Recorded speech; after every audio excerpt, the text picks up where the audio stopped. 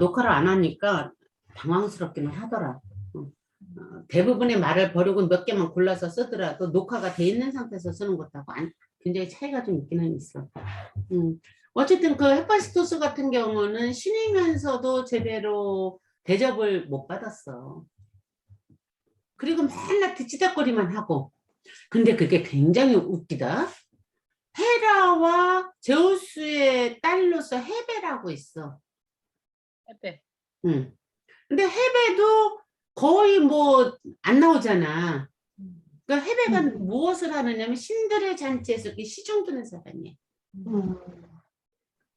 그리고 헤파이스토스 같은 경우는 대장간에서 저 밖에서 그런 것을 하는 사람이야.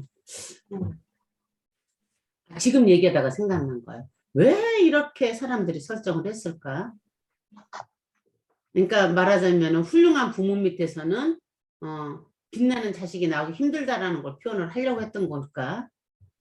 아들, 딸이 정말 그런 상징으로 보여지네. 헤베와 헤파이스토스. 어찌됐든 헤파이스토스 아들도 있으니까 꼭 그거는 아니고. 응? 잘난 아들도 있으니까 그건 어디에 뭐 읽은 거냐면은 다 10손가락 깨물어 안 아픈 손가락 없다 그런다. 근데 그거 아니다. 어느 손가락이. 그게 이제 그거 같아.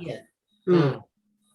아니 그런데 잘난 아들은 굉장히 많은데 헤라와 제우스가 둘이 결혼해서 난 아들. 적자. 그래 적자들은 지금 잘난 사람으로 나오는 사람이 없어. 나머지 아이들은 다 아폴론, 아테나 그 모든 애들은 다 헤라가 엄마가 아니잖아. 아니니까. 다 걔네들은 쉽게 말하면 서자인 거지. 그럼 헤베랑 제우스는 헤베하고 헤파이스토스만 2명 나와? 그 밖에 또 다른 사람들도 있을 수 있는데 아예 신화상에 거의 나타나지를 않아. 그러니까 왜 내가 더 깊게 공부를 하면 드러나겠지만 최소한 우리가 일반적으로 알고 있는 신들에서는 헤베도 거의 안 나오잖아. 헤베도 거의 처음 들어보지 않아 여러분들은? 이런 식으로 한번 딸이 있다라는 거를 언급만 맨날 되지. 그럼 어디 있냐 그러면 언니가 내가 질문한 적이 있을 거야. 그 헤베는 어디 있느냐 뭐 어디도 없어. 그게 시중 드는 사람이니까 술시중 드는 사람이야. 쉽게 말하면 victoria 잔치에서 종업원 역할을 하는 사람이야. 그런 것이 참 웃기잖아. 아주 쉽게 표현하면은. 그러니까 우리도 재벌가에서 그 재벌 2세, 3세들은 재벌 1세만 못하잖아, 왜? 그러니까 재벌가도 그렇고 그게 누구야? 우리 그 훌륭한 목사님들 자녀들 많지 않아. 그치. 그다음에 엄마 아빠가 훌륭하면 아들들이 그 기운에 눌려갖고 엄마 아빠만큼 되기가 쉽지 않대. 예술가들도 마찬가지야. 예술가들도 대부분이 그런데 그나마 서도 같은 경우는 굉장히 서세혁 씨의 아들인데 큰 편이지. 서도는 서도라고 우리나라 저기 반색화 시절에 그 유명 작가 중 하나가 서세혁이라는 선생님 계셔. 서세혁 선생님의 아들이야 서도구는. 그런데 서도 씨는 자기 독자적으로 혼자 뜨긴 떠. 근데 아주 그냥 스케일이 크지? 스케일이 보통 스케일이 아니지. 아버지하고는 약간 다른 측면에서 각자 자기 자리를 잡았는데 일반적으로 그러게 되기가 힘들다. 그게 이 신화에서도 나타나네 보니까. 그리고 조선왕조를 보더라도 적통이 굉장히 드물어. 그러니까. 아마 숙종인가가 거의 유일한 하나 둘밖에 없을걸요? 다 후궁장식이지. 정실 왕비 사이에서는. 그렇구나. 결핍이 없으면 안 된다는 거를 역으로 보여주나 보네. 결핍이 드러나는 거잖아. 이건 역사적으로 드러나는 거잖아. 신화는 이렇게 얘기하지만 지금 제 표현대로 역사적으로 예술가들 그 훌륭한 사람들의 자녀들이 보면은 진짜 그런데 한 번쯤 헤파이스토스를 통해서 생각해 볼 만한 일이기는 하네. 결국은 결핍이 우리가 그거 있잖아. 온실에서 자라는 거라고 밖에서 자라는 식물하고 차이 같은 거 같아. 우리 이것도 엄- 똑같은 거 같아. 우리 엄마 맨날 그 연예인들 응, 특히 막 그 탑에 올라간 연예인들이 응, 나중에 이제 저는 어떻게 자랐어요라고 이렇게 되게 공주처럼 자랐을 것 같은 애들이 보면 응, 진짜 제 가장으로 집이 정말 진짜 찢어지게 가난해가지고 응. 자기가 벌지 않으면 안 되는 애들이 탑에 올라가잖아. 그렇지. 그거 보면서 지금 맨날 요즘에 내가 수목 드라마 공작도시 재밌게 보고 있는데 응. 거기에 나오는 그 저기 수혜가 그래. 이게 완전 진짜 쓰레기 취급 당하더라고. 응? 응? 그러니까 연습국에서. 재벌 그 시엄마가 응. 쓰레기 취급 하는데 생명력 막 장난 아니지, 그지? 완전히 그 생존 본능이 짱이야. 그 생명력이라는 게 진짜 그런 것 같아. 어쨌든 이거 어제 오면서 그런 얘기 비슷하게 했는데 비슷한 얘기. 왜 우리 애들은 별로 그 욕구가 별로 없을까? 뭐 없어. 웬만히 채워지니까. 하다못해 그 깜짝 우리 작은 애 보면 욕구가 근데 걔가 욕구가 없으면 나는 항상 불안하잖아. 다 내 양육의 실패 때문에 저런가 이래갖고 맨날 맞아. 욕구가 없어 욕구가 별로. 그래서 그러니까 우리 응. 그 하자자 센터 다닐 때 응, 응. 조한혜 선생님이 아, 얘가 하자센터라는 거 혹시 알아? 여러분들 뭔지? 들어봤어요. 응, 응, 응. 그 거기에서 그 저희 그 90년도에 대학을 졸업하고 사회로 나온 그 우리 세대가 말하자면 부모님들이 너무 빡세게 사셔가지고 응, 다 있는 거야 집에 하다못해 그냥 뭐든 이제 응, 응. 내가 안 사도 되는 그치. 자라서 응, 다들 우리 그 하사센터에 이제 그 일할 사람을 뽑아야 되는데 어떤 응. 애들을 어떻게 대표적으로 뽑았냐면 여기 왜 갔어? 그냥요 이렇게 응. 유학은 왜 갔어? 그냥요 이런 첫 세대라는 거야 우리가. 아, 말하자면 그걸 뭐라고 했지? 니네처럼 일하는 애들을 뭐라고 그랬지? 선생을? 우리 판돌이 얘네처럼 일하는 선생은 판돌이라고 그러고. 애들은 저 죽치고 있다서 죽돌이. 죽돌이 들어봤다, 죽돌이. 판돌이는 뭐야 그러면? 판을 돌려준다고. 그래서 판돌이들 뽑을 때 응. 뭐 잘하는 애들도 뽑았지만 의욕이 많이 없는 거야. 그러니까 그렇게 해서 그렇게 모든 거를 지원받고 자라서 어떻게 그거밖에 안 됐어 하는 애들. 응, 응. 그렇게 우리를 소개했어. 그 뭐라 그러지? 포스트 뭐라고 해가지고 응. 처음 뭐든지 그냥 큰 욕구가 없는 세대. 그래서 성공하기도 진짜 성공에 대한 욕구가 없는 세대라 그래야 되나? 부모님처럼. 욕망이 없기 때문에 에너지가 밖으로 많이 안 나와지는 거구나. 그렇지. 그래서 더 무기력한 애들하고 잘 맞을 것 같다. 그래서 판돌이들을 대부분 응. 그 성공을 많이 못한 그 약간 2류, 3류 애들을 많이 뽑았어. 그러니까 내가 거기 나를 오라 그랬지. 그래서 소개할 때 그래서 그냥 뭐든지 그냥이 시작된 첫 세대예요. 이렇게. 근데 그렇게 되게 잘 살지도 않았지만 우리가 찢어지게 가난하지도 않았잖아. 응. 애매하게 경제적인 게 대충 있었잖아. 엄마 아빠들이 대부분 다 집을 샀잖아 그때는. 응. 어떻게 하면 음. 월급 나오고 응. 그런 데서 살아가지고 힘이 없다고 그랬었어. 아무튼 그냥 뭐든지 그냥 뭐 그러니까 그런 역경을 헤쳐나가는 힘들이 없는 거지. 맞아. 성격은 좋은데 생활력은 없어. 맞아. 그렇구나. 음. 그래서 아니 어쨌든 뭐 하자센터 얘기하면 할 얘기가 많이 있겠지만 하자센터 그러니까 얘 친구들이 이제 그렇게 해서 연결돼 있는 친구들이 좀 있는 거야. 그치? 여기 고령이도 그렇고 걔도 하자센터. 고령이랑 다시 술집에서 만났고 응. 우리가 그 조한혜 선생님도 우리를 섭외하러 술집으로 오신 거야. 조한혜 선생님이 어머, 나 그래서 있었으면 우리를 선물 데려간 뻔했다. 거야. 너도 여기 와서 해라. 너도 여기 와서 해라. 응. 야 여기서 할 거면 여기 와서 해. 이렇게 응. 그렇게 우리를 데려간 거야. 거기가 술집이거든. 그 동수연이 계시는 목가방치 뒤에 있던 뒷골목 술집. 목가방치 멋지다. 앞골목. 응. 멋지다. 음지. 무사동에서 우리 놀던 데는 음지. 어느 날 가봤는데 내가 도저히 어떻게 가슴이 답답해서 어떻게 할 줄을 모르겠어. 얘네들이 아니, 그러니까 거기에 그 몇 명 있어. 어두워, 그 어두워. 중에 하나가 소리야, 소리. 홍솔. 아니 언니 그거를 거기 섬을 소리가 데려갔다니까. 그러니까 소리, 윤선이 다 그러고 보니까 얘 이게 이제 전부 그 같은 그 적인데 그 윤선이도 걔 윤선이 그때 얘기했죠. 양윤선 말고. 양윤선 말고 김윤선. 아무튼 어쨌든 그래서 내가 거기 갔는데 정말로 아이고 나도 그때 이거 정말로 어떻게 하지를 못하겠더라고.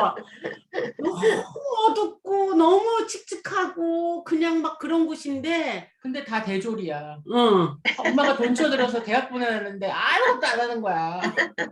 우리가 알만큼 말니까 얘기를 해도 될 것 어. 같은데 그러니까 그 정말로 그때 그래봤자 나도 30대잖아. 어. 그런데 정희 엄마가 와갖고 난 그 말을 잊을 수가 없어. 아니 제가 어떤 애였는데 왜 제가 저런데요 이러면서 우시는데 정말 진짜 근데 그게 분명히 돌아올 겁니다. 우리가 이러면서 그러니까 그 뭐라 그럴까 음지에 들어갈 수밖에 없는 그 무기력함. 이 아이들이 가지고 있는 기운이 뭐냐면 섬세함이 있는 것 같은데 근데 여기에서 가장 중요한 건 그 섬세함이 있어서 그게 사이에 나가서 적응도 제대로 안 되는 그 무기력함으로 뭉쳐져 있는 애들이 근데 이제 우리 엄마들은 그걸 가지고 어떻게든 먹고 살아야 되니까 막 일을 하셔서 그 막 그래서 뭐 양품점도 하고 뭐도 하고 이러는 거지. 돈 한 푼도 없이 막 어쨌든 읽어서 막 집을 사고 이런 세대였다면 이제 우리가 그 뭐냐 저기 뭐야 미순 쌤이 왜 쟤는 저런지 모르겠어 하는 식으로 저도 자랐다는 거죠. 왜 욕망이 없는가 뭐 하니까 사회적인 그런 명예욕이나 돈을 벌어야 되는 욕구가 없는 거는 진짜 저도 이해가 안 가요. 근데 저도 그렇게 자랐어. 왜 그런지 모르지만 그렇게 됐어. 그게 그러니까 진짜 원인을 분석하면 각자 다 케이스 바이 케이스 다르기 때문에 우리 큰애랑은 작은애랑 되게 달라. 큰애는 성공하고자 하는 욕구. 그래서 나 걔가 3번인 줄 알았다 그랬잖아. 이게 굉장히 세요. 근데 작은애는 그 욕망이 별로 없어. 그게 내가 저 어릴 때 잘한 것에 문제가 있나. 나는 맨날 그러니까 미순아 내가 아까도 네 말에서 막 걸렸는데 네가 그런 시각으로 자꾸 생각을 하지 마 제발. 문제가 있는 것도 아니고 실패한 것도 아니야. 내가 아까도 실패했다는 단어를 썼거든. 내가 양육에 실패해서 라는 표현을 했거든. 지금도 무슨 문제가 있나. 왜 사회에 오늘 이제 리크트 생활을 우리가 하겠지만 사회에 적응한다라고 말했을 때 그 대다수에 합류하지 못하는 건 실패고 문제라는 부정에너지를 쓰느냐고 다름으로 인정을 하고서 그 안에서 표현하는 그 아까 내가 음지라고 표현했지만 그 안에서 그 야생초 같은 그 생명력의 아름다움이 들어있단 말이야. 우리는 그걸 봐줘야지 되는 거라고. 그러니까 선영이 얘기할 때 오늘 이 얘기가 이제 좀 같이 연결되는 건데 선영이가 여러분들도 가서 봤지만 이렇게 뚱뚱했잖아. 근데 정혜가 이제 그걸 보면서 정혜가 이제 지네 엄마하고 너무 이렇게 자기도 모르게 너무 이렇게 딱 보이는 거지 그림이. 그때도 그 얘기 네가 잠깐 했었잖아. 그거 감정이 확 해버렸죠. 그래서 그게 너무 힘들었다고 그러더라고 정혜가. 그걸 보고 있는 게 보기가 너무 힘들었다고. 그런데 엊그저께 수환이하고 통화를 하는데 수환이가 나한테 야단 맞았지 그래서 통화를 하는데 선영이가 그러니까 예전부터 그러니까 타고나기를 좀 뚱뚱하게 타고났나 봐. 나도 요번에 처음 들은 거야. 지가 말 안 하면 내가 물어보지를 않잖아. 그렇게 그런데 애 데리고 다이어트 시킨다고 쫓아다니고 뭐 어쩌고 저쩌고 막 이렇게 했대. 그러니까 그거 속에 뭐가 들었느냐가 내가 이렇게 노력을 했다라는 그 뉘앙스로 얘기를 하는 거야. 그 언어가. 그런데 어느 날에 이제 그래서 어느 정도 좀 성공을 했나 보죠. 그래서 자기도 모르게 그렇게 얘기한 거야. 아 이제 같이 다닐만 하네. 근데 그 말 했다라는 걸 자기는 인지도 못하고 있었는데 몇 년이 지난 후에 선영이가 엄마가 그때 그 말 했을 때 내가 얼마나 충격이었는 줄 알아? 너무 충격받았어. 그렇게 얘기를 하더래. 그러면서 이제 이렇게 저렇게 그래서 그년이 그렇게 말하더라고요. 걔 또 말할 때 어떤 때는 굉장히 이렇게 거칠게도 표현하거든. 그래서 그년이 그렇게 말하면 하지. 그러면서 응? 애미가 돼갖고 그게 할 소리냐? 이러면서 내가 이제 야단을 쳤더니 글쎄 그렇더라고요. 이렇게 된 거야. 근데 선영이는 자존감이 그 밑바닥에 자존감이 있기 때문에 예민한데 도저히 적응을 못하는 거야 선영이가. 이 관계 속에서. 그런데 부모와의 관계도 그렇고 아버지는 아버지 나름대로 그러니까 모든 에너지를 그 밖에 나가서 다 펼쳐. 난 돈 못 벌으면 쭉 그러고 소리 지르는 사람이잖아. 그 남편이. 그러면서 그 아빠랑 자기랑 언제 밥 먹어봤는지 중학교 2학년 때 먹어보고 아빠랑 먹어본 적이 없어 이러면서 그 저기 가족 그 밥 먹는 그 저기에 얘가 그런 멘트를 하더라고. 허공에서 이 긴 테이블에서 아빠가 없는데 아빠가 밥 먹는 것처럼 얘 혼자 하는 거야. 이게 이제 그 걔가 그 영국에서 프로젝트를 해갖고 그때 은상인가 뭐 약간 큰 상을 받았어 학교에서. 근데 그 전체적으로 하얗게 뭐든지 다 하얗게 해놓고 저 끝에 아빠 자리에 빈자리가 있고 아빠가 있는 것처럼 하면서 혼자 독백하면서 지내진 얘기를 하는 거야. 이노랑매 통화하죠. 엄마랑은 근데 아빠랑 내가 언제 밥 먹어봤지? 중학교 2학년 때 먹어봤나? 뭐 이런 식의 대화를 하거든. 근데 저기 아빠는 없어. 그러니까 이게 이제 지 현실인 거야. 얘는 어떤 것을 연출을 하는 게 아니라 지가 겪은 걸 그대로 드러내는 일을 하는데 그게 얘가 상을 받았거든. 그 영국에서.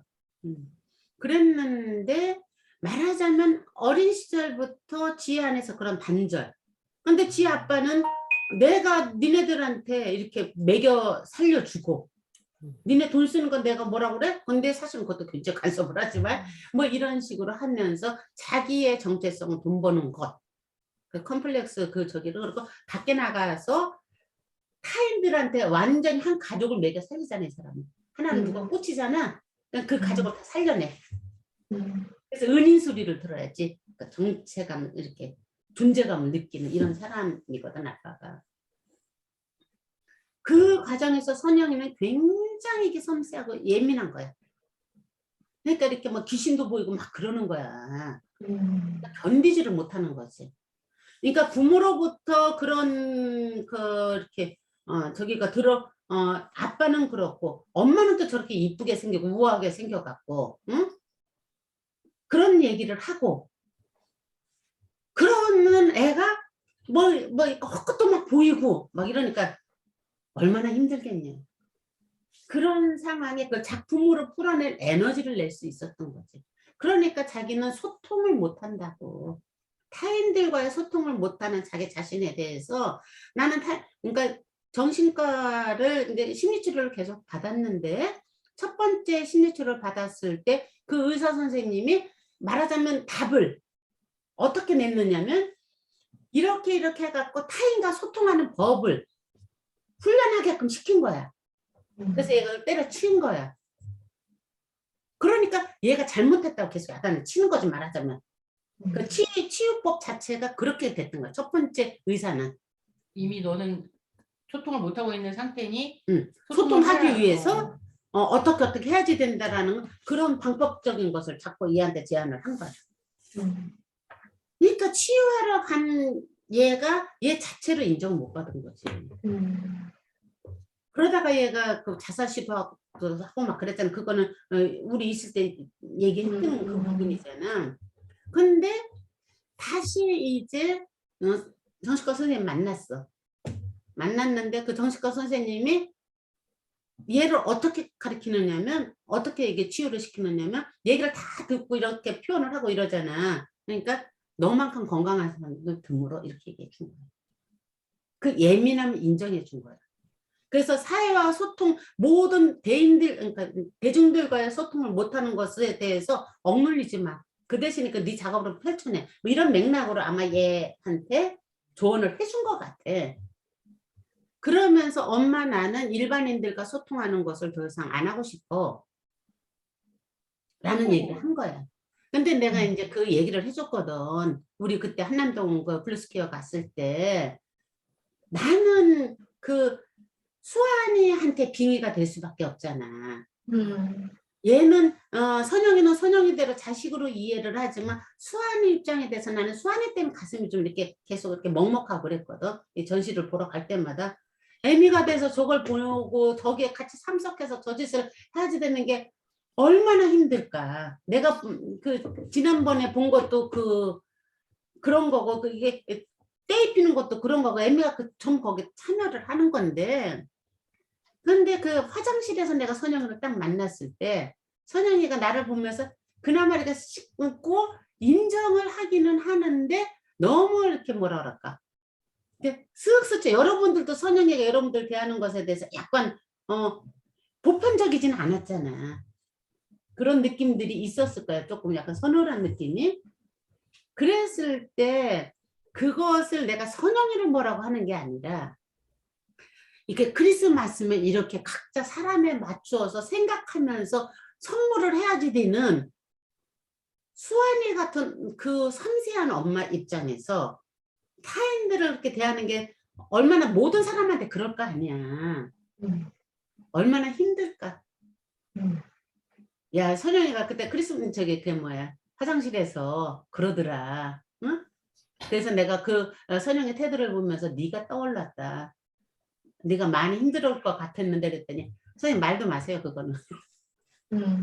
여기저기서 많이 다녔다니 말도 마세요. 그러니까 네가 예전에 우리 전시 오픈할 때 네 친구 엄마들 데리고 왔는데 정혜가 똑같은 일이 있었거든 예전에. 그러니까 엄마 입장에서는 기가 막힌 거지. 이게 그렇게 말도 마세요 그러면서 얘기를 하면서, 그러나 선영이가 작업을 계속하면서 풀어내기 때문에, 그리고 걔가 작업하는 것은 분명히 이거는 클 수밖에 없는 여러 가지 여건 헐리우드 영화를 또 내가 얘기를 해줬어. 일단 그러니까 기획자들이 얘가 이렇게 컨택을 하는 것은 굉장히 아무나 할 수 없는 일이거든. 자극적이거든. 쉽거든. 그리고 사람을 확 이거 시선 확 끌 수 있는 일들을 하고 있거든. 이 작업 자체가. 수족관에 들어가서 숨을 쉬지를 않나.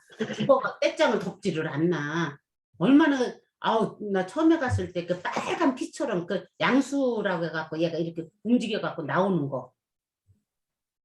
그 다음에는 바닷가에 섬찟해. 내가 이거를 공유를 해줄 때 얘가 올려준 게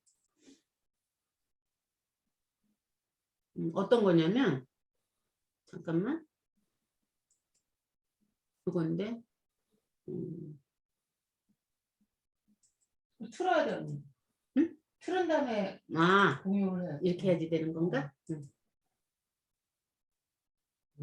이건 꺼도 되지? 어차피 지금 공유 안 돼. 그 빨간 피 그거는 그때 올려줘서 봤는데 이거는 여러분들이 못 봤을 수도 있어. 얘가 이거 못 봤어. 못 본 것 같아 이거.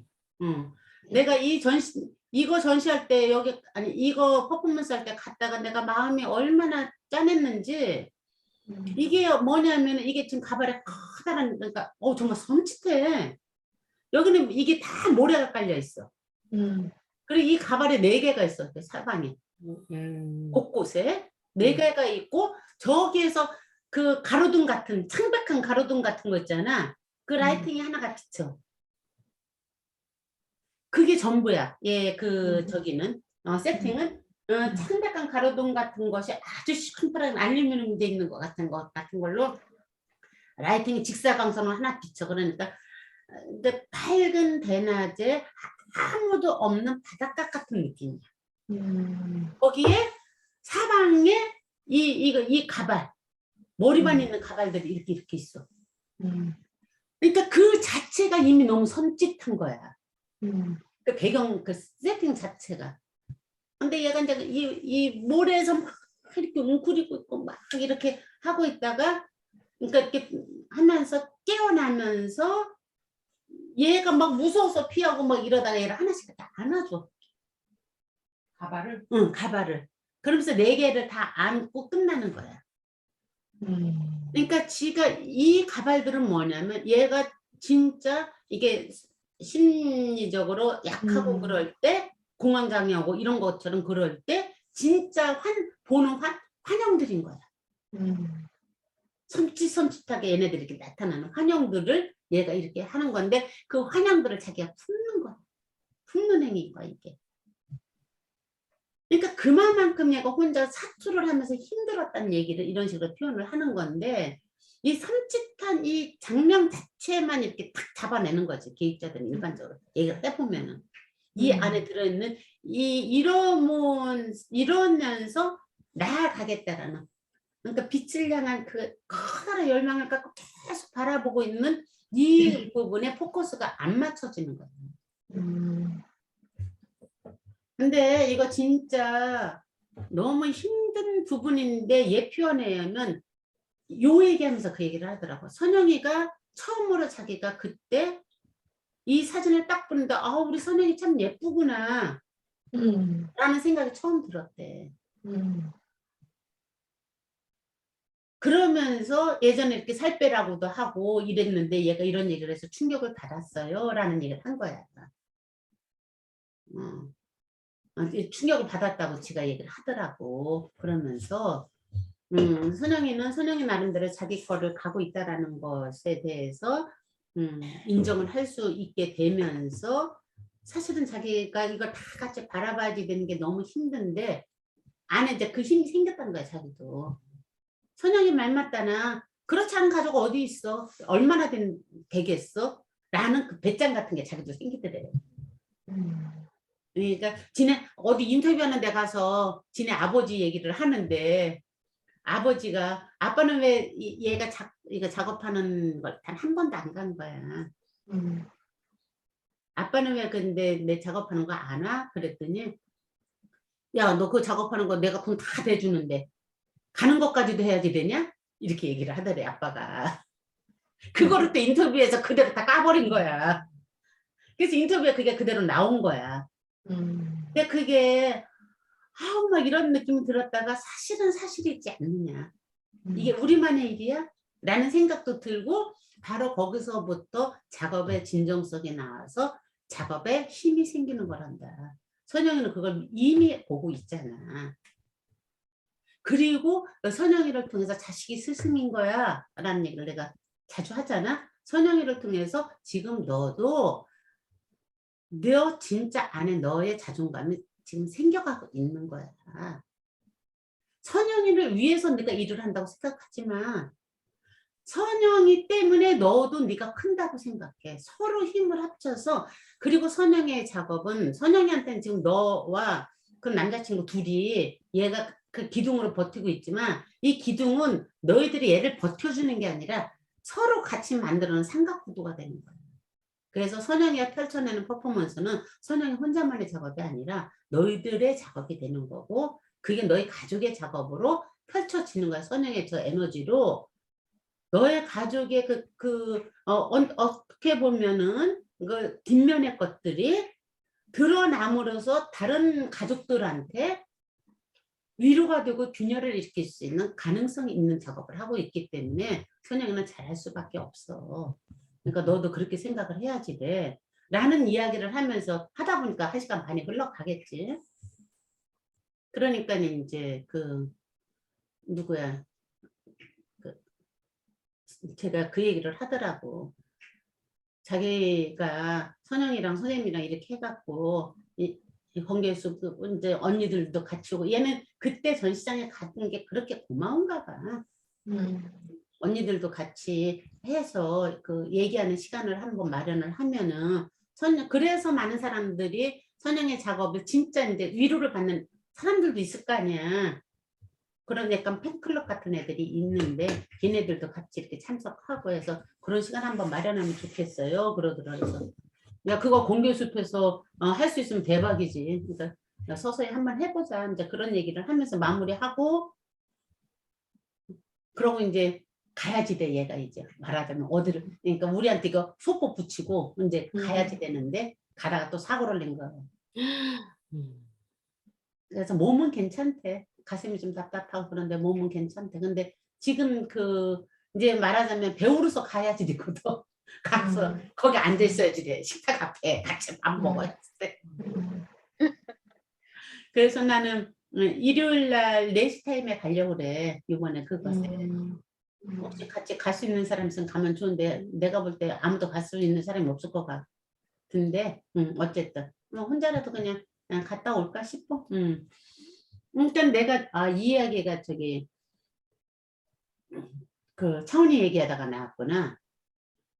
그러니까 창원이도 너무 예민하고 음, 나는 맨날 공평 똑같이만 맨날 했잖아요. 두 아들에 대해서 다르게 애 성향에 맞게 키워야 되는데 그때는 그걸 몰라서 맨날 둘이 그렇지. 싸우니까 맨날 공평하게만 하느라고 따로따로 이렇게 그거를 해줘야 되는데 나는 그게 얘하고 둘의 비밀을 만드는 게 쟤에 대한 그 꼭 배신 같아서 그걸 못하고 항상 공평하게 둘을 항상 같이만 했던 것 같아. 그렇지. 예, 그런 것들이 근데 지나고 보니까 차은이가 너무 이 얘기 지금 들으면서 차은이 얘기를 듣는 것 같은 느낌인 거예요. 그래서 차은이가 저번에 왜 한동안 말을 안 했었다 그랬잖아. 대화가 안 된다고 우리한테 그러는 거야. 서로 그래서 우리가 근데 얼마 전에 오은영 박사 거기에서 사회적 언어라는 사회 언어라는 거 있는데 우리는 얘가 사회 언어가 부족하다는 생각이 드는 거고 소통이 안 되니까 그래서 얘가 말하는 것과 우리가 말하는 게 다른 얘기를 하고 있는 거야. 근데 서로 자기 얘기를 했다고 생각을 하는 거죠. 저번에 왜 크리스마스 우리 수업 내가 바꾸자 그랬을 때 내가 얘기했을 때 크리스마스 때 어떻게 가족이랑 안 보내고 막 이렇게 얘기했으면 그거는 자기랑 같이 있어야 된다고 그렇게 생각해야 받아들여지지 않아? 그래서 이제 바꿨다고 얘기를 했잖아. 내가 언제 엄마랑 같이 밥 먹는다고 그랬냐?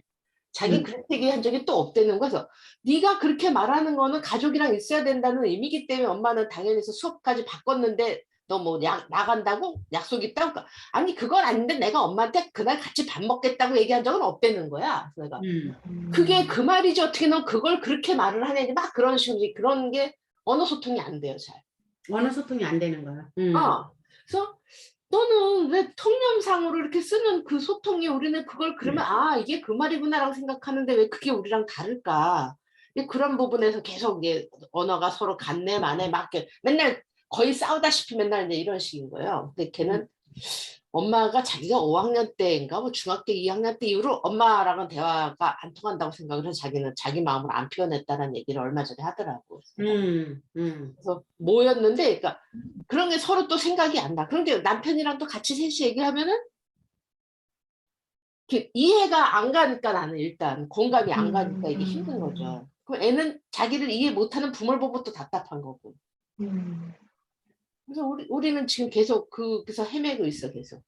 그런데 여기에서 지금 엄마인 네가 그거를 지금 이렇게 일단 이해가 안 간다는 거를 인정을 하잖아.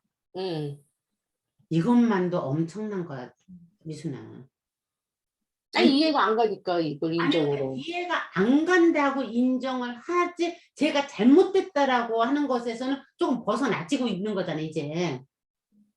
네가 근본적으로 저건 인간으로서 사람이라면 이것이 강하게 걔한테 무조건 적용을 했었다고. 어떤 그 대화 속에서 이렇게 보면은 그런 그런 부분들도 있어서 그런 얘기도 이번에 했어. 너는 나한테 욕만 안 했지. 나는 네 그 언어, 그 인토네이션 이런 데서 나는 욕을 듣는 기분이다. 너가 말로만 쌍년아 안 했지. 나는 너가 꼭 뭐 말할 때 이 쌍년아 이런 느낌으로 난 들린다. 이건 심각한 거다. 너 어떻게든 문제가 있는 거다. 네가 날 주먹으로 때리지만 않았지. 나는 맨날 맞는 느낌이다. 여기에 대해서 너는 좀 생각을 해봐야 된다. 자기는 그런 적이 없대. 네가 안 그랬다 그래도 듣는 사람이 계속 맞는 것 같고 욕먹는 것 같은 기분이면 이거 문제가 있는 거다. 소통에. 그래서 계속 그런 얘기로 요즘 계속 가고 있어요. 본인은 아니라고 그러는데 나는 맨날 욕먹는 느낌이고 매 맞는 느낌이고 아무튼 그랬어. 그 부분에 있어서 이해를 하려고 하지 말고 이해를 하려고 할 때 우리는 절망에 빠져요. 우리가 정말 쉽지 않은 얘기지만 그 자체를 그냥 인정하려는 아, 제가 아니라고 하니까 아닌가 보다. 라고 그냥 그걸 인정하는 게 뭐라고? 그 아이를 존중해 주는 거라고. 나하고 언어가 달라서, 어? 쟤는 아니라고 하는데, 그러니까 네가 그게 이해가 안 되면 소통이 안 되는 것에 대해서 어떻게 해서든지 간에 소통을 하려고 지금 이제 특히 부모니까 어떻게 더 안 그러겠어, 우리가. 당연히 그러지. 그런데 그 부분이 안 뚫릴 땐 할 수 없어. 뚫릴 때까지 그냥 아, 안 뚫렸구나라고 인정하는 거. 그러니까 아니, 쟤를 어떻게 그만하고 물려가지 말고 그 말하고 나고 난 뒤엔 조금 그 태도가 바뀌었다나 그래서 그런 욕먹는 느낌 그러진 않아 이제. 자기가 이제 왜냐 그렇게 해서 한번 터져 나왔다고. 음, 응? 그러면 여기에서 가스가 좀 빠진 거야. 너한테 그런 게 아니라고. 이거를 잘 알아야 되는데 이게 부모 자식 간에는 정말 100배 1000배 힘들기 때문에 내가 지금 네가 그 힘들어하는 거를 야 아니야라고 말하기도 민망해. 너무 알겠어 무슨 얘기인지는. 그런데 이게 똑같은 것이 우리가 지난주에도 터졌던 거야. 그러니까 정혜랑 나랑 이렇게 있을 때 내가 그 전날부터 정혜한테 그런 걸 느꼈다고 했잖아. 이제 그러고 나서 정혜랑 이야기를 풀고 이렇게 하는 그 과정에서 이제 또 이렇게 오케이 인정이 됐어. 그러고 나면은 정혜도 정혜 안에서 이제 또 정혜하고 나하고의 관계와 너와 창훈의 관계는 기본적으로 다르잖아. 근데 정혜가 네가 창훈이 그러니까 제 아들이라고 생각하고 봐봐. 그러니까 엄마하고 대화를 할 때 그러니까 약간 떨어져서 내가 괜찮을 때는 내가 미쳤지 이런 생각도 들고 엄마한테 내가 왜 뭐 이런 생각도 드는데 어느 날 나도 모르게 이렇게 올라올 때 보면은 내가 제어가 되지 않은 상태에서 나도 모르게 이렇게 터져 나오는 거잖아.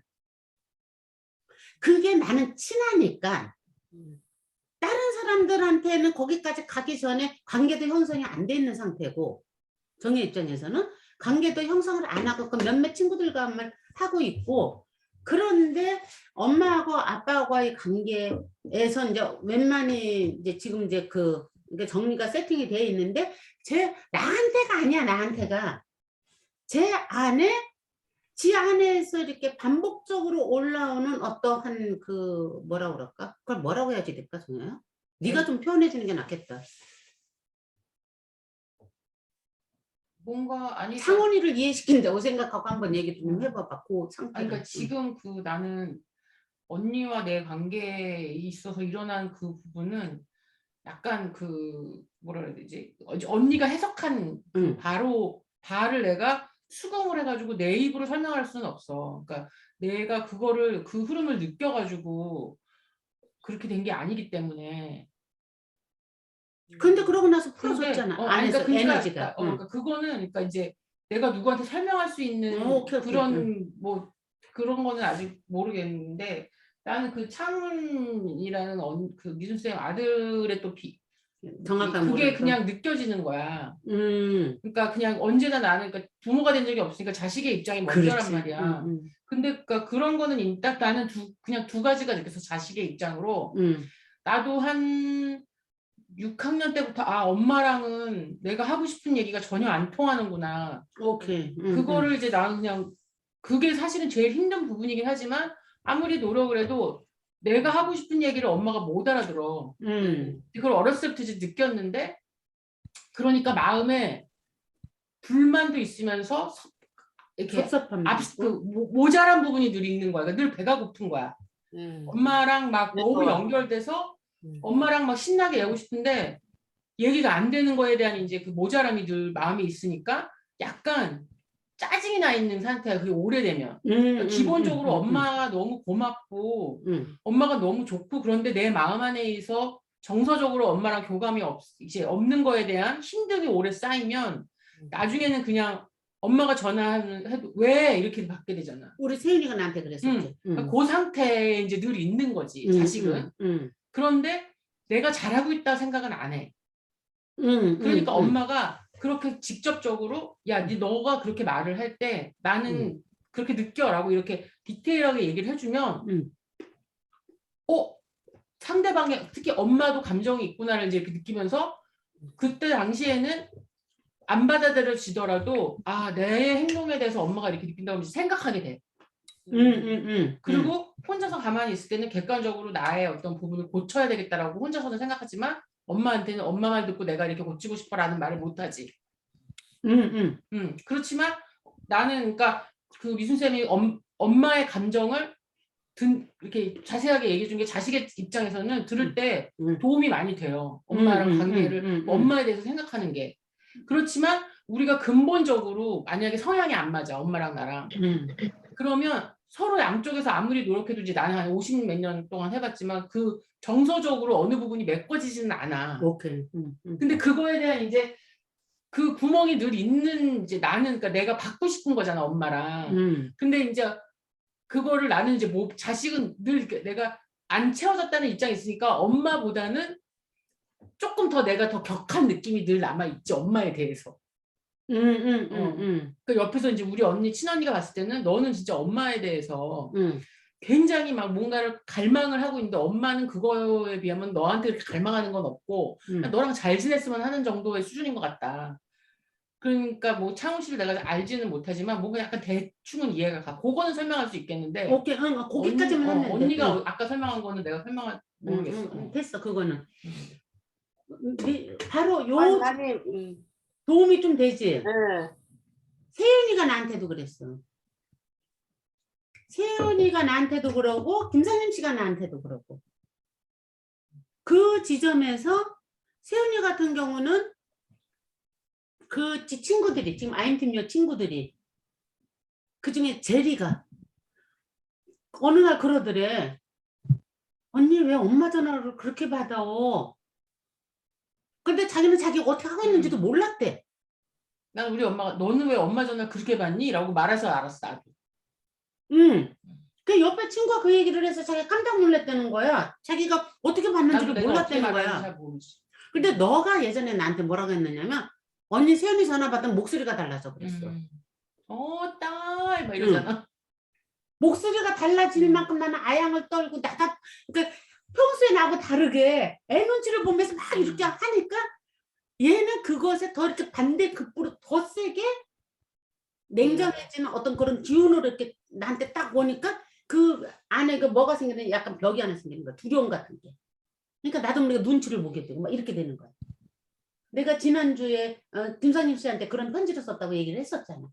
그러니까 그 가족 둘이 나한테 그렇게 하니까 뭔지도 모르고 계속 매를 맞는 느낌인데 이들은 나를 때린 적이 없는 피해자 그 모습인 거야. 그러니까 이것이 정말 정말 기적적으로 세연이하고는 뚫렸잖아 내가. 뚫리면서 어떤 부분에서 내가 정말 어느 부분에서 이해를 못하고 있었던 어떤 것들. 지금도 이해 못해. 그 예민함은. 다만 한 번씩 알아차릴 때마다 이런 것 때문에 힘들었겠구나. 그렇다고 내가 나를 잘못했다고 하지는 않아 나는. 내가 잘못한 게 아니야. 나도 나 나름대로 그래서 힘들었던 거고 저 사람들도 저 사람들 나름대로 그래서 힘들었던 거야. 미순이도 이래서 네가 힘든 거고 창훈이는 창훈이대로 힘든 거야.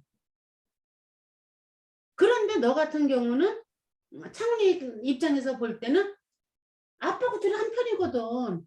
아빠랑 둘이 잘 통하거든.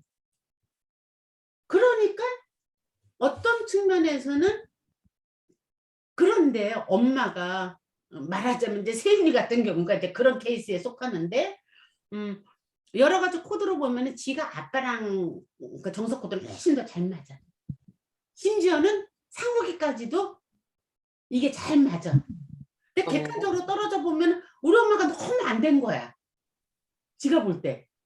그러니까 이게 에너지가 일으키는 거에 있어서 그 쏠림 현상 때문인지 어땠는지 지 안에서 뭐가 풀어졌는데 나한테 이렇게 오는 기운이 예전부터 훨씬 더 부드러워지고 이제 자라면서 여자 입장이 되는 거죠.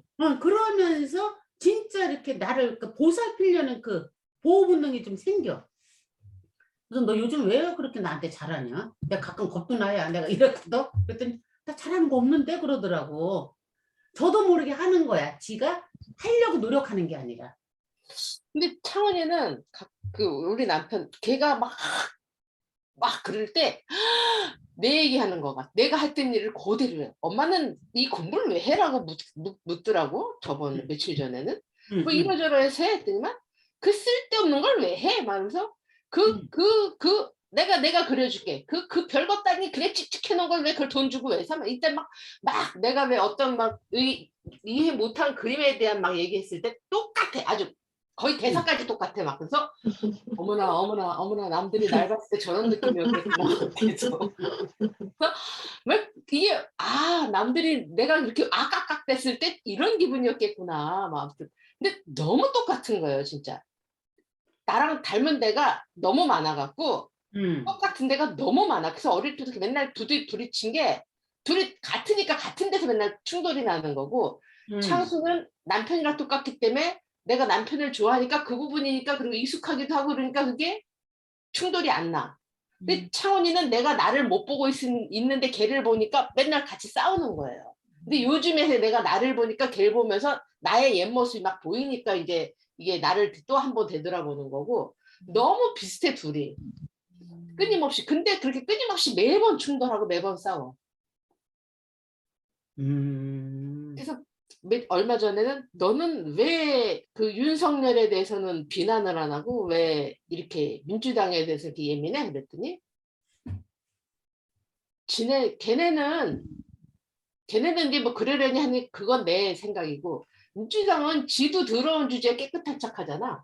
난 그게 너무 역겨워 그러는 거예요. 그래서 그 부분은 또 많이 또 이해가 돼. 왜 저럴까 막 일벤가 막 아무튼 이해가 안 가는 많은 부분들이. 그러니까 얘기를 계속하면 이제 하나의 요만한 단서 하나로 조금 더 이해하려고 노력을 하니까 계속. 그러니까 그러면 이 부분이 이래서 그런가 이런 식으로 이렇게 하나씩 걔랑 소통하는 법, 공감하는 법, 그 공감 지점 이런 게 하나씩 생기고 있어. 근데 아직도. 걔랑 부딪히는 게 겁나서 전화하잖아요. 나 뭐 물어볼 때. 방에 안 가고. 근데 이렇게 기질이 같은 그러니까 결국은 저도 아빠랑 기질이 똑같아서 어렸을 때부터 그렇게 아빠가 그러니까 저는 일방적으로 아빠한테 이제 말하자면 팽을 당한 거죠. 근데 결국은 기질이 같은 부모랑 나중에 그냥 자연스럽게 서로 말을 하지 않아도 통하는 게 있다는 걸 느끼게 되더라고요. 그러게. 그러니까 정혜 같은 경우가 아빠랑 많이 비슷하거든. 제가 9번인데 1번처럼 사는 건 우리 아빠랑 너무 똑같기 때문에. 우리 아들 8번이야. 아이고. 어쨌든 지금 내 앞에 놓여져 있는 어쩔 수 없는 어떻게 뭐 머리를 쓰고 노력해서 해결될 수 있는 게 아니라 자연스럽게 풀어지는 그 시간만큼 그 결핍을 그냥 견뎌내는 수밖에 없어. 뭐 어떤 방법을 찾을 수 있는 건 아닌 것 같아. 다만 지금 여기서 내가 아까 했던 얘기인데 대부분이 이럴 경우 부모들이 일반적으로 어떻게 하냐면 난 쟤 때문에 살 수가 없어. 그래서 자기 자괴감에 빠져갖고 자책을 하면서 아이를 나쁜 사람을 만든다고. 그런데 이해가 안 되지만 어느 부분에서 보니까 꼭 나하고 비슷한 면이 있어. 이런 부분은 이러면서 자꾸 분석을 하면서 알아가려고 하고 상대를 그 다음에 네가 일단 인정하는 그것만 생기면은 그 시간인 것 같아. 그런데 이제 선영이처럼 이렇게 지가 터져 나가는 곳이 있으면은 그래도 네가 충분히 옆에서 이렇게 해줄 수 있을 텐데, 그러니까 창원이가 그렇게 취직적으로만 지금 에너지들을 쏟고 있잖아. 뭐 창조를 하라는 뭐 예술을 하라는 의미가 아니라 그러니까 취직적으로만 자꾸 에너지를 쏟고 더군다나 창훈이처럼 그 예민한 그 성향의 아이가 그러니까 필드를 그 세상 중심으로 나가는 것이 어떤 지름길이라고 생각하는 부분에 대해서는 모두 같이 좀 더 진지하게 다시 생각해 봐야지 되는 게 아닐까.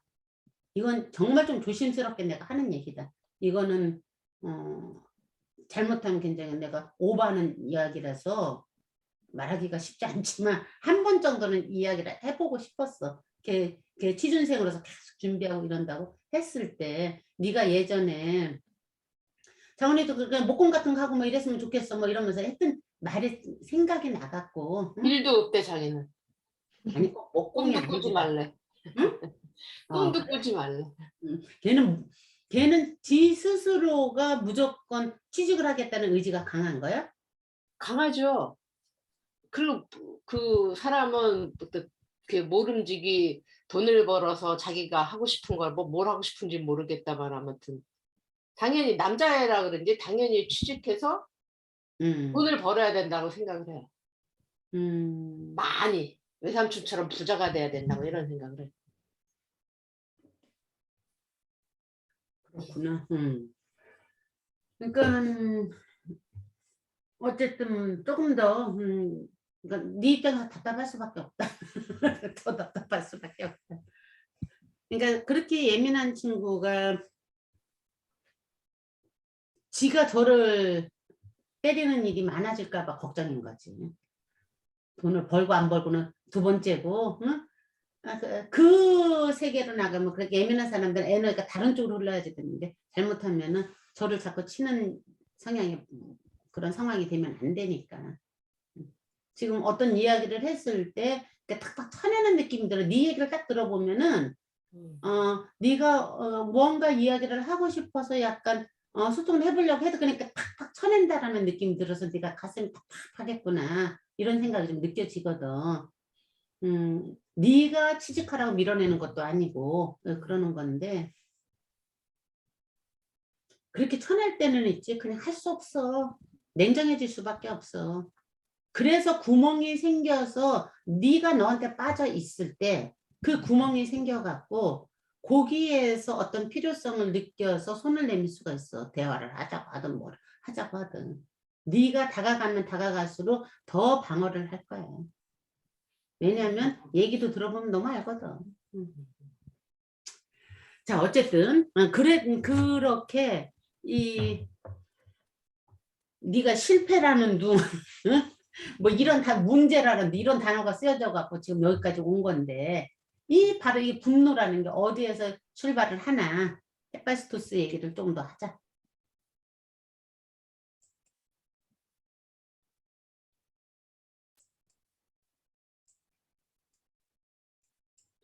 그 헤파이스토스 같은 경우는 그렇게 해서 어떻게 했어? 야 둘이 사랑을 하면은 여자가 더 좋니 남자가 더 좋니 이런 얘기를 하다가 난 갑자기 그 얘기할 때마다 생각이 나. 그러다가 갑자기 그래, 화가 나갖고 애를 집어 던져버렸잖아. 응? 그래갖고 애가 사람 세상으로 떨어져 버렸어. 그런데 일어나갖고 이렇게 블록 마취도 뚝뚝뚝뚝뚝 자기가 자기 관절을 맞췄어. 근데 하나가 나사가 하나가 없어져갖고 다리가 쫄뚝바리가 됐어. 근데 엄마가 헤라를 찾아 돌아다닌 거, 헤라가 세상에 나와서 자기 아들 찾아 돌아다닌 거지. 그래서 이상한 목걸이를 하나 하고 있는 게 이게 예사롭지가 않으니까 너 그거 어디서 났냐 했더니 조국 있는 사람이 만들어줬어요. 그래갖고 자기 아들 데리고 올라가잖아. 그래갖고 이제 또 올림푸스 그 산에서 뭐를 하느냐면 대장간을 차려놓고 모든 필요한 것들을 다 만들어주는. 자, 인간의 그 대장장이, 그러니까 모든 걸 만들어내는 것은 누구냐면 다이달로스예요. 그치? 다이달로스는 자 미노스, 그러니까 미노스 신화 우리 한번 생각해 봐봐. 처음에 어떻게 되냐? 무지하게 대접받는다. 다이달로스 여러분들 생각나죠? 다이달로스가 그 아테네의 그 장인이었어. 그러니까 잘 만드는 그런 사람이었었는데 장인하니까 갑자기 생각. 이것도 잘하고 저것도 잘하고 그러는데 그 누이가 자기 동생한테 와갖고 야, 그러니까 조카지. 얘가 이런 거 너무 잘하니까 얘 좀 어떻게 네 제자를 키워봐. 이렇게 해갖고 데려다 줬는데 얘가 뭐 너무 잘하잖아. 그야말로 콤파스도 만들고 뭐도 만들고 그러니까 시기심이 일어나서 삼촌이 조카를 죽여버렸어. 절벽에 떨어뜨려 버렸어. 그러고 나서 밀양에서 도망친 것이 어디에 미케네라고. 미케네라는 그 섬으로 왔단 말이야. 근데 따지고 보면은 나쁜 놈이잖아. 그 나쁜 그 다이달로스이지만 미케네에서는 얘가 그 재주 때문에 얘를 모두 이렇게 칭송을 하면서 모든 문제를 얘한테 가서 해결을 하잖아. 황소 만들어 달래서 황소 만들어 갖고 그걸 아리아드네한테 실탈해주고 그거를 가둬버릴 그 미국물 만들고 이 모두가 다이달로스한테서 나왔단 말이야. 그러면서 이렇게 세상적인 것의 그 에너지와 힘은 어디서부터 출발하는지를 우리가 보자는 의미야. 그렇게 가다가 결국 역반전되고 하는 건데 이렇게 대접을 받았는데 신의 헤파이스토스, 신의 대장장의 헤파이스토스는 신으로서 대접조차 못 받았잖아. 가장 그러니까 그럼 신의 세계에서 진짜 추구하는 건 무엇인가? 우리가 이쯤에서 다시 생각해 볼 필요가 있다는 거지. 그치? 인간의 세계에서 진짜 추구하는 건 형상으로 드러나는 아름다운 그 것들이야. 개발되고 있는 다이달로스를 통해서 보면 약간 그 건너뛰는 그 상상이지만 나는 그렇게 해석이 돼. 현상학적으로 눈에 보여지는 것들에 대해서 가치를 두고 추구한다면은 신의 세계에서는 그것이 아니라 관념적인 걸 추구하는 건 맞단 말이야. 이게 우리 인간의 의식 속에서 두 축으로 상정해 놓은 걸 이 장인들한테서도 적용이 됐구나. 라는 헤파이스토스를 내가 이렇게 생각하다가 갑자기 떠오른 생각이야. 아, 이게 무의식 속에 인간 안에 같이 들어있는 생각이구나. 라는 생각을 하게 됐어. 바로 그 헤파이스토스를 우리의 걔 어디 갔냐?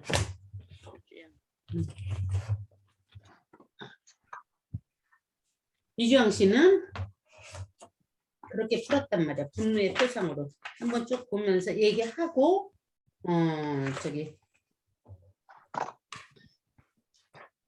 조금 더 보고 난 다음에 이광수 씨 거를 좀 해야지 되는데, 이거 하고 난 다음에 이광수 씨 거. 근데 여러분들, 그러니까 결국은 이게 이제 임동숙 씨의 해석이잖아. 어떻게 생각하세요? 그게 그럴듯하지 않아요?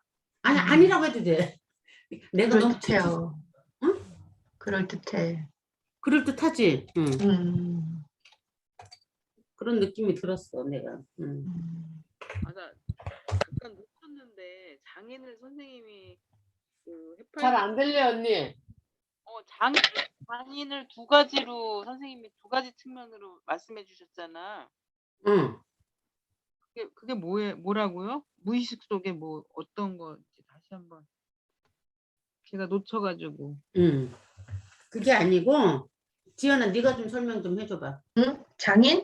아니 뭐 지금 그거? 신의 다이달로스- 세계에서의 장인과 인간 세계에서의 장인? 경숙이 얼굴 안 나오는 거 알지 스스로가?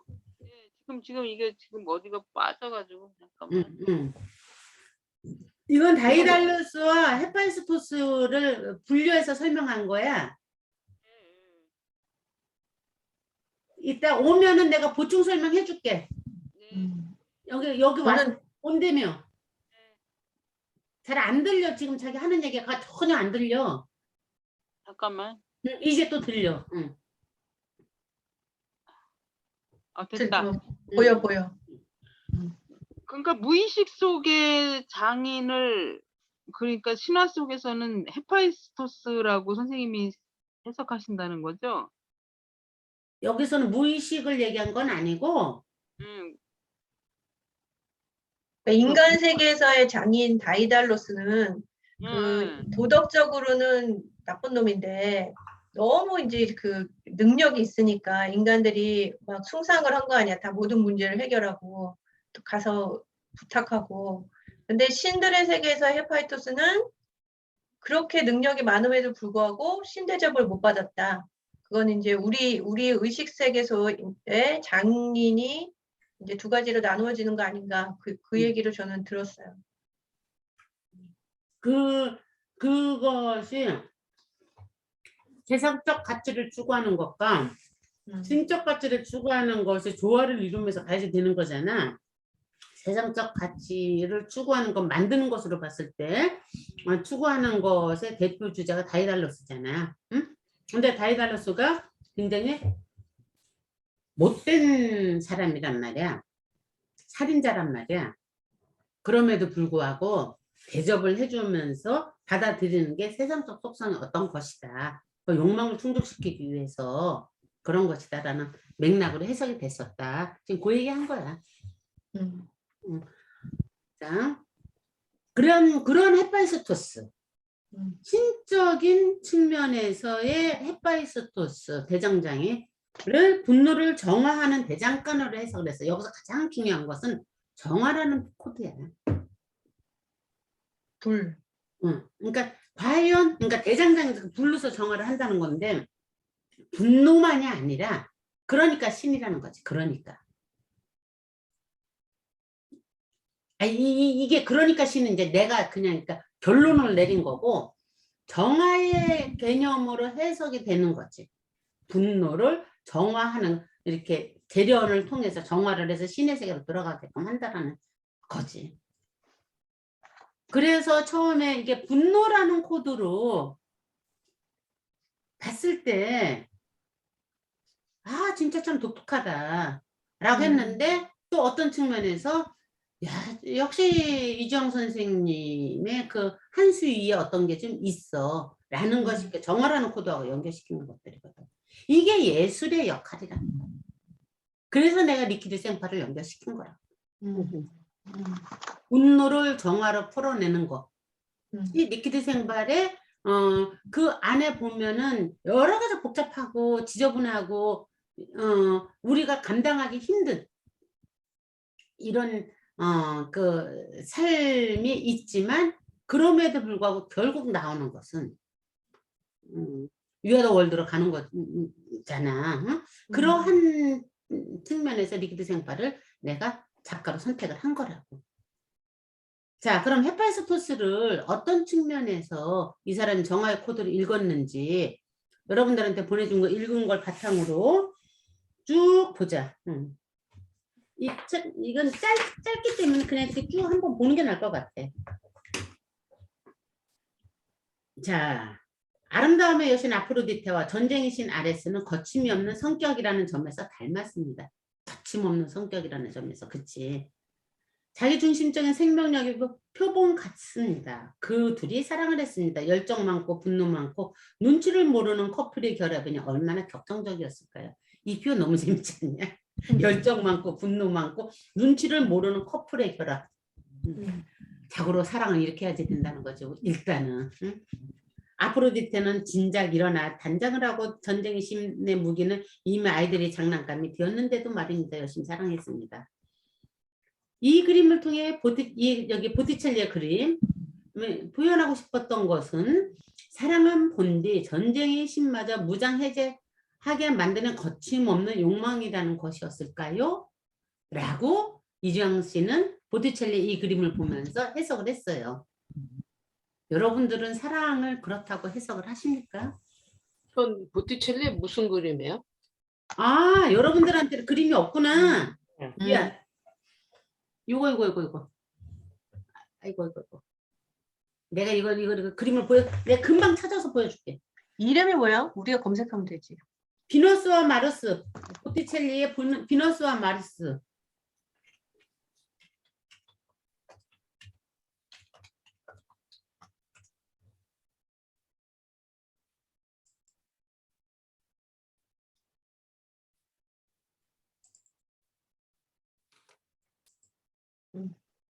찾았어?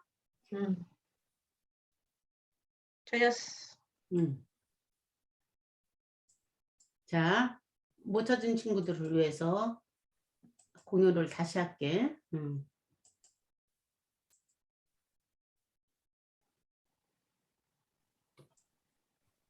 이 그림이에요?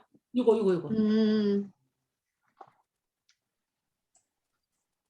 보이죠? 그래서 아유. 투구가 있구만.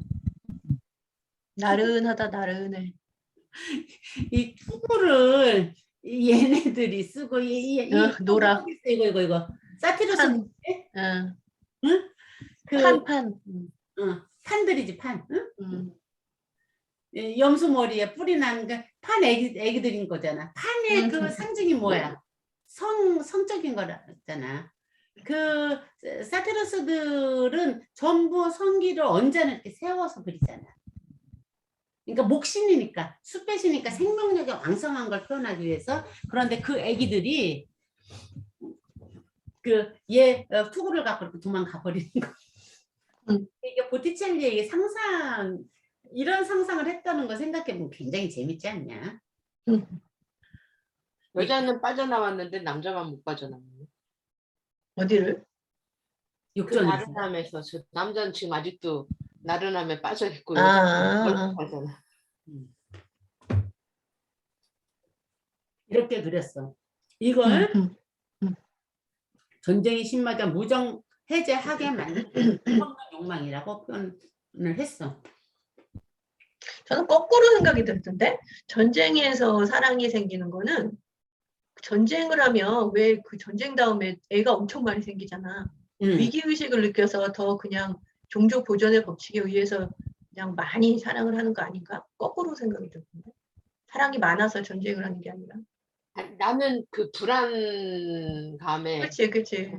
더 그럴까. 종족 그건 뭐 그건 본능 안에 뭐 내재되어 있는 걸지 몰라도 내가 죽을지도 모르니까 빨리 뭔가를 만들어야겠다 뭐 그런 그러니까 그거는 그것까지 생각 안 하고 죽을지도 모른다는 불안감 때문에 더 많은 사람들이 섹스를 한 게 아닌가. 그러니까 아레스는 나는 그쪽이 더 생각이 가.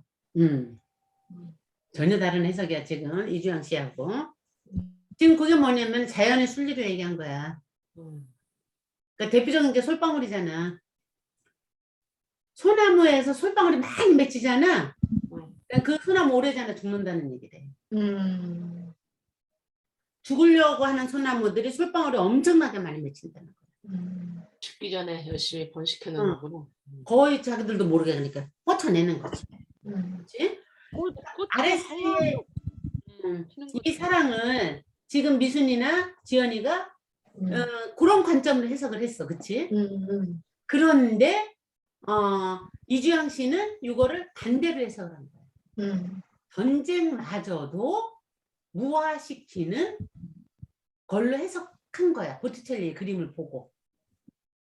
이게 엄청난 차이인 거지. 그런데 두 개 다 맞는 것일 수도 있어. 어느 관점으로 보느냐지. 아레스의 이 사랑을. 그런데 이제 이주영 씨, 그러니까 나도 너희 둘의 그 관점에 미처 생각하지 못했던 부분인데 듣고 나니 과연 그렇구나라는 생각이 들 정도로 아레스와 그 아프로디테의 그 사랑의 새로운 어떤 이게 해석이 돼갖고 받아들여 그거. 그런데 이주영 씨의 그 해석을 더 보면은 뭐라고 하느냐면 이렇게 해석했잖아. 전쟁의 신마저 무장해제하게 만드는 거침없는 욕망이 바로 사랑이었을까요? 하면서 사랑한다면 저들처럼 해야 할까요? 그런데 저 상황을 아프로디테의 남편 헤파이스토스 입장에서 보면 어떨까? 마누라가 용서할 수 없는 못된 놈과 바람이 났는데 그것도 세상에서 가장 아름다운 아내가 미의 여신 아프로디테는 추의 신 헤파이스토스에게 최고의 보물이었을 텐데 보물이 손을 탔습니다. 당연히 헤파이스토스의 분노는 하늘을 찌릅니다. 그런데 어떤 책에서 보면은 어떤 누군가의 해석에 의해서 보면은 아프로디테 입장에서 봤을 때 이렇게 자기처럼 아름다운 사람을 헤파이스토스가 대장간에서 일하느냐고 잘 거들떠보지도 않았다. 그러니까 열 받겠어 안 받겠어 이런 식으로 얘기를 하면서 또 아프로디테 입장에서 얘기를 하더라고. 이 똑같은 걸 하나를 놓고 이렇게 어느 관점에서 보느냐에 따라서 전혀 달라진단 말이야. 이런 것이 이제 신화 해석의 그 재미인데 일단 여기에서는 헤파이스토스가 주인공이니까 헤파이스토스 입장에서 볼 때는 감히 어떻게 이러면서 내 보물이 손을 탔으니 분노가 하늘을 찌를 것이다 라는 시각을 해석을 했어. 당신이라면 여기 얘기가 나오네. 그게 물불 가리지 않고 사랑에 자신을 던진 아포로디테와 아레스 편을 드시겠습니까? 아니면 어찌 그럴 수 있느냐면 분노하는 헤파이스 편을 드시겠습니까? 어쨌든 어느 편에 들든 그건 여러분들 생각하시고, 어쨌든 헤파이스토스가 분노하여 신들을 소환했을 때 신들이 그의 편을 들지 않고 그냥 웃기만 했다는 것은 그가 얼마나 모양 빠지는 신이었는지를 증명해 줍니다. 헤파이스토스가 이렇게 존재감 없는 신이었다라는 것을 증명한다는 얘기야 지금. 과연 그런가? 지금 지연이 나간 거지? 그러네. 응. 일단 아마 너무나 조용히 나가갖고. 지금 몇 경숙이 시야? 나갔냐? 아니 경숙이는 있고. 응. 몇 시야 지금? 12시 반 좀 넘어 34분. 아, 밥하러 갔나 보다. 1시 하기로 했던 건데 어쨌든 요거까지만 다 읽고 끝내자. 그래도 대장장이신 헤파이스토스를 아시죠? 그는 올림푸스 12신 가운데 유일하게 일하는 신입니다. 이렇게 해서 일을 했단 말이야. 여기 나와. 아까 네가 말했더니. 응? 열 손가락 깨물어 아프지 않은 손가락이 없다고 하지만 반지 끼워주게 되는 손가락이 있고 자꾸만 깨물가 되는 손가락이 있지 않나요? 나의 면류관인 자식이 있고 나의 그림자인 자식이 있습니다. 아폴론과 헤르메스가 제우스의 면류관이라면 헤파이스토스와 아레스는 제우스의 분노의 하수거였습니다. 이건 제우스 입장에서. 아까 말했던 것은 헤파이스토스와 제우스와 헤라, 그러니까 적자 자식을 얘기했던 거고, 이거는 제우스 자식으로만 얘기한 거예요. 제우스는 왜 그렇게 헤파이스토스와 아레스를 미워했을까요? 아들을 미워하고 못마땅해 하는 아버지들이 있습니다. 공부를 못한다고 대든다고 놀기만 한다고 모자란다고 소심하다고 사고만 친다고. 그런 아버지일수록 정작 아들을 모릅니다. 아들이 무엇을 좋아하고 무슨 꿈을 꾸는지 어디서 자잘하며 어디서 울고 싶어 하는지 어떤 친구들과 사귀며 어쩌고 저쩌고. 불행한 아들의 생각보다 많이 있습니다. 이리하여. 응? 자식은 부모의 훈계에 반응한다기보다 그림자에 반응합니다. 부모의 기대에 부응한다기보다 부모의 행동에 부응합니다. 부모의 바람에 성장하지 않고 부모가 자식을 향해 품어내는 정서적 울타리에서 성장합니다. 헤파이스토스와 아레스의 정서가 분노인 것은 절대적으로 아버지 제우스 때문입니다. 그러나 생은 나의 것이어서 언제까지나 어머니 아버지 탓만 하고 살 수는 없는 일입니다. 이것이 이제 내가 젊은 친구들하고 수업을 할 때 가장 많이 강조하는 지점인 거야. 그래, 그 부모가 그렇다라는 거 일단 인정을 하자. 응? 그리고 너의 삶을 살아. 응? 부모 보기 싫으면 안 봐도 돼. 난 단호하게 말할 때 많아. 안 봐도 돼. 네가 건강해지면 그 부모를 자연스럽게 다시 볼 수 있는 힘이 생겨. 지금 힘이 없고 상처통에서 미워 죽겠으면서도 그래도 부모니까 안 보면 안 돼야지 된다라는 여러 가지 것들이 짓눌려 갖고 너를 죽이지는 마. 그러니까 그런 얘기를 내가 작년에 어떤 친구를 붙잡고 많이 했었거든. 그러니까 그런 식으로 일단 부모로부터 아버지 탓만 하고 부모 탓만 하고 있을 수는 없으니 너를 살아라. 이게 내가 애들한테 많이 강조하는 거야. 어른이 된다는 것은 탓하고 싶은 그것이 바로 나를 낳은 부모였음을 인정하는 것입니다. 이걸 가르치는 거지. 그래야 내 안의 상처를 잘 돌보고 살 수 있고 그래야 나를 키운 것은 파라리 바람이었다는 고백에 힘이 붙습니다. 자, 여러분들 부모가 키웠습니까? 라고 했을 때 그럼 부모가 이렇게 해서 이렇게 키웠지 라고 하는 것이 클수록 온실 속에서 자랐다는 얘기고 온실 속에서 자랐다고 할수록 외압으로부터 불안이 많다는 얘기고 두려움이 많다는 얘기고 그러나 8월에 바람이 나를 키웠다고 했을 때 그 키운 바람이 잘못 키워갖고 이상하게 뻗쳐나가는 경우가 얼마나 많아. 일단 그대 생바람에서 이제 그 얘기가 좀 나올 것 같은데, 이 바람을 생명을 살리는 바람으로 바꿀 것이냐, 그것을 생명을 죽이는 태풍으로 바꿀 것이냐는 내 의지의 문제라는 거. 그 얘기가 굉장히 중요하지 않을까 싶어. 아레스와 헤파이스토스, 당연히 분노를 풀어내는 방식이 다릅니다. 아레스는 자기 안의 분노를 바깥 세상으로 분출하는 방식입니다. 왜 사랑을 해도 전쟁 같은 사랑을 하고 늘 막강태란 말을 만들며 존재감을 드러내야 직성이 풀리는 사람들, 그런 사람들이죠. 그 사람이 있는 곳에 언제나 분쟁이 있고 전쟁이 있는 사람, 아레스 같은 사람입니다. 상처를 확대 재생산하는 사람인 거죠. 지금 했던 얘기지. 반면 헤파이스토스는 자기 안의 분노의 에너지를 창조적인 작업으로 승화하고 있습니다. 요 지점 때문에 내가 리퀴드 생파를 선택한 겁니다. 올림푸스 12신의 이름을 올렸음에도 불구하고 정작 올림푸스에서는 환영받지 못했던 헤파이스토스가 좋아했던 것, 그를 진정시켰던 편안한 곳은 바로 대장간이었습니다. 당금질을 해야 하는 대장장이의 신호로서 불은 중요하지만 그 불은 정화의 불이라기보다는 분노의 불입니다. 그런다 분노의 불이 정화를 시킵니다. 스스로 되는 일이 없다고 믿는 자의 분노 말입니다. 대장간은 헤파이스토스가 그 불을 다스려야 하는 곳입니다.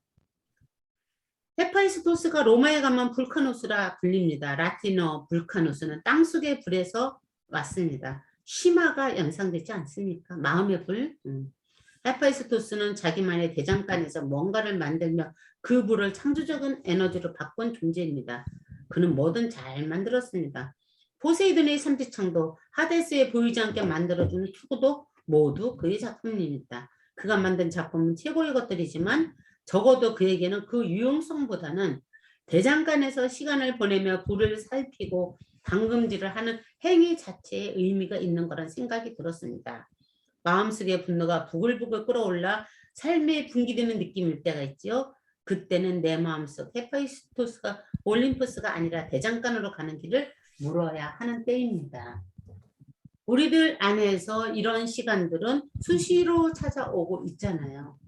이 수시로 찾아오고 있는 이런 시간을 어떻게 대장간으로 가서 정화시키는 걸로 분노를 정화시키는 불로 활용할 것인지를 생각해야 된다는 얘기야. 그게 경수희 같은 경우는 어떤 측면에서 지금 키스바에 가서 일을 할 때 이 마음으로 가야 될 것이고, 그렇지? 아니요, 건교로 갔어. 그럴 때 건교로우시고, 미준이 같은 경우는 어디로 가냐? 화단으로 갈 것이고. 이번에 세윤이가 나눔을 한 것에서 내가 이제 올려놓기는 했는데 카페에다가 그 얘기를 하더라고. 올 1년 세윤이하고 상욱이 입장에서는 굉장히 힘들었었나 봐. 내가 보는 것하고 많이 다르게. 나는 그것이 그렇게 스트레스일 줄은 나는 사실은 잘 몰랐는데, 하려고 했던 작업을 제대로 못하니까 저도 모르게 그 스트레스를 받았는데, 식물을 키우면서 그 시간을 자기가 잘 넘겨줬다라는 걸 요번에 알았다. 이런 거를 뭐랄까 하다가, 그래서 갑자기 어느 날 그동안에 찍어놨던 사진을 쭉 살펴보니까 식물 가치는 올 1년 차가 온전하게 한 건 식물 키운 것밖에 없더라. 그래서 걔가 책을 만들었거든, 식물 책을. 요번 저기로 우리 이벤트로. 그래서 이 책을 왜 만들었냐? 그러고서 이제 얘기를 하다 보니까 그런 얘기를 하더라고. 그래서 그러면서 이제 상욱도 이제 뭐 그런 식의 이야기를 해서 내가 걔네들한테 했던 게 참 좋은 몫을 선택을 했다. 응? 그러니까 상욱이가 세윤이를 칭찬할 때 그 얘기를 하더라고. 저기 식물을 계속 가꾸는데 정말 스트레스를 우리 둘 다 스트레스 너무 많이 받았는데, 그 스트레스를 받을 때 우리가 먹는 걸로 풀기도 하고 약간 좀 안 좋은 걸로 많이 풀 수도 있지 않느냐. 세윤이 예전에 먹는 걸로 많이 풀었고, 그런데 식물 키우는 것에 식물 집사가 되기 시작을 하면서 식물 키우는 것에 에너지를 쏟으면서 하는 걸 보니까 자기가 참 그러니까 다행이고 참 좋았다. 그 얘기를 하더라고. 그래서 때가 되니까 정말 이것저것 너무 절망스러운 일이 많았는데 때가 되니까 갑자기 모든 것들이 이렇게 공방 계약하고 이러면서 좀 잘 풀리는 것 같지. 그러니까 순조롭게 자연스럽게 일들이 해결되는 걸 느끼면서 모든 게 때가 있다라는 걸 이번에 저는 체험을 했다. 이건 이제 상욱이 얘기야. 그러니까 둘 얘기는 이제 짬뽕에서 이제 한 얘기인데 그렇게 그 식물을 키운다라는 것, 자기가 스트레스를 받고 뭐 하고 그럴 때 뭔가 온전하게 쏟아낼 수 있는 그 무언가 숨통이 트일 수 있는 가스뺄 수 있는 곳이 있다라는 거, 그것이 생명을 살리는 것과 연결돼 있다라는 거, 이거는 굉장히 좋은 몫을 선택했다 진짜. 그 스트레스를 푸는 것이 나도 모르게 생명을 살리는 쪽으로 연결돼서 풀어지는 걸로 선택이 됐다라는 것은 참 진짜 감사할 일이지 않을까라는 생각이 좀 들어. 우리 동백 씨앗 폈어. 응? 동백 싹 텄어. 동백도 싹 트고 동백이 레몬도 싹 트고. 폈어? 동백 싹 넣었어. 어. 감도 싹 나고 레몬도 싹 났어. 꽃에서 이제 나무로 넘어가시는구만. 너는 아니 쏜거 바라병이야. 이게 바라병이라 그래. 뭐든지 있으면 심고 심기 위해서 먹지도 않는 레몬하고 라임을 잔뜩 사와갖고 씨를 다 뺐는데 라임은 씨가 없대. 레몬에만 씨 4알 건졌어요. 많은 사람들이 먹지도 않으면서 씨 심기 위해서 그걸 사, 열매를. 그래? 그걸 바라병이라 그래 다들. 발화시키는 병 걸렸다고. 거기 재밌으니까. 라임 씨 좀 줄까? 우리 가게에 많은데. 라임 씨 줄게 씨. 라임 씨 있어요? 많지. 오, 라임이 한 바가지씩 나오는데. 라임에? 그거를 휴지에다가 이렇게 싸가지고 지퍼백에다가 휴지에 싸서 물을 묻혀서 지퍼백에 담아갖고 냉장고에 일단 두세요. 그리고 저 만날 때 주세요. 난 딴 사람도 없다 그래. 그럼 라임엔 씨가 없나? 이렇게 파는 건 이렇게 생각했지.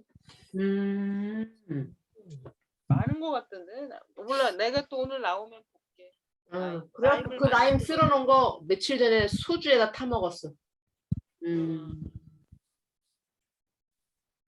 자, 여러분들의 심화를 마음심자에 불화따라 쓴 심화입니다. 심화를 다스려줄 대장간이 무엇인지 생각을 하시면서 점심을 드시고, 응? 일단 네. 지금 1시 46, 12시 46분이니까 1시 46분, 뭐 1시 50분, 50분에 다시 만납시다. 네. 네.